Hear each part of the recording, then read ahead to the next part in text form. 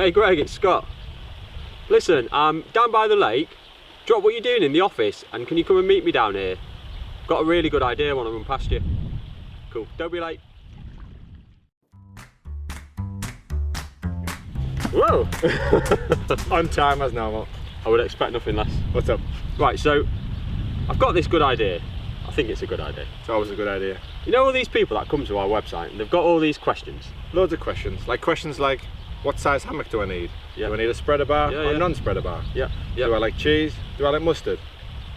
No. Yeah. No. Okay. Yeah. Yeah, but they've got these questions, haven't they? Cool. What I'm thinking is, let's do a video. Yeah. Let's get all the stuff out the warehouse today. Yeah.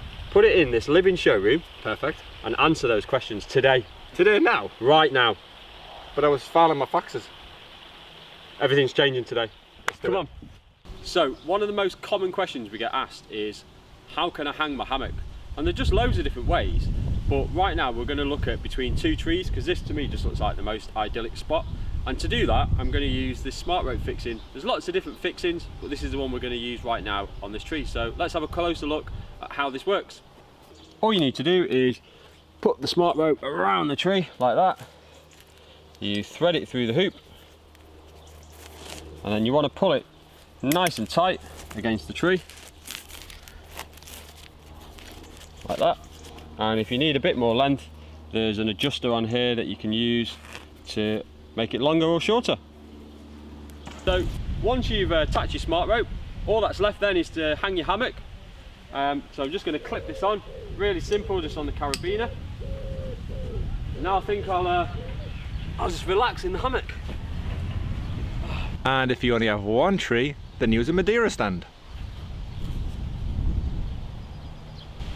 Not all of our hammocks are hammock beds. Some of them are hammock chairs, like this one. We've got this one hanging from a tree. Some of our customers hang them from boats. You can even hang them from ceilings. Awesome. So we've looked at all the different places that you can hang your hammock. You can hang it between two trees. If you only have one tree, you can use a Madeira stand. And Greg even put his hammock chair up in a tree as well. But by far the most popular, and in my opinion the most beautiful place and way to hang your hammock, is on one of our wooden stands. And the main benefit of that is you choose where you want to place it. I thought you were meant to be doing faxes. So another really common question is, what size hammock do I buy?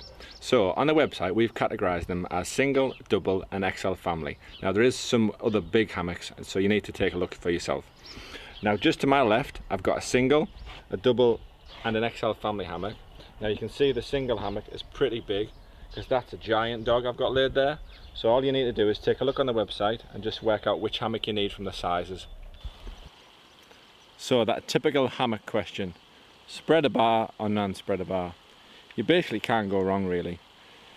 The spreader bar spreads it, the non-spreader bar doesn't. Have a think about what you're going to do in it and then decide. What do you like, Tilly? Spreader bar, non-spreader bar?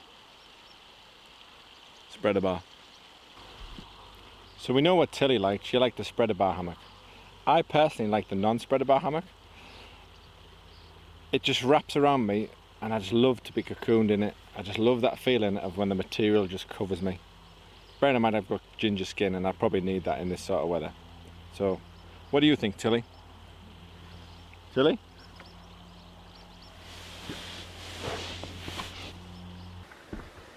So, we've looked at where you're going to hang your hammock, we've looked at the types of hammock, and all that's left now is to look at the different materials. So let's go and do that. Tilly, get off them faxes.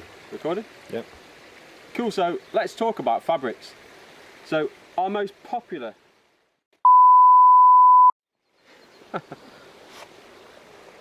let's talk about fabrics. So our most popular fabric is the Brazilian cotton fabric. It's a South American handmade cotton. It holds the colour really, really well. Very, very soft to touch, and it just feels like a really good quality product. Although you're not really meant to leave them out in the rain, as long as you care for them and you bring them in and you look after them and you let them dry properly, this will do well. If you are going to be leaving it out in the rain a lot, then my advice is go for a weatherproof hammock. So this one is an L-Tex hammock. It's fully waterproof. It's also got a UV coating on it, so it's not going to fade. And you know what? that is as soft as the cotton, if not softer. So it's a really great product.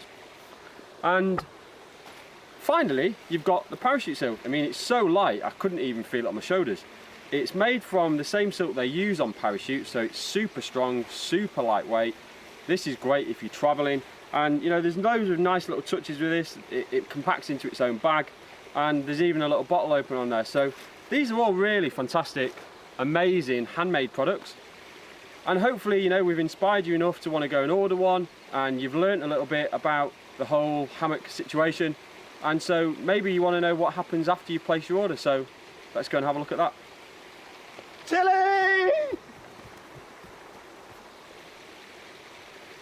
So you've been on our amazing website, we've answered all your questions, you've made the best choice you could with your hammock, you've placed your order, it's gone to the office, we've processed it, it's come down to the warehouse, we've picked it, we've packed it, we've shipped it, it's on its way to your house.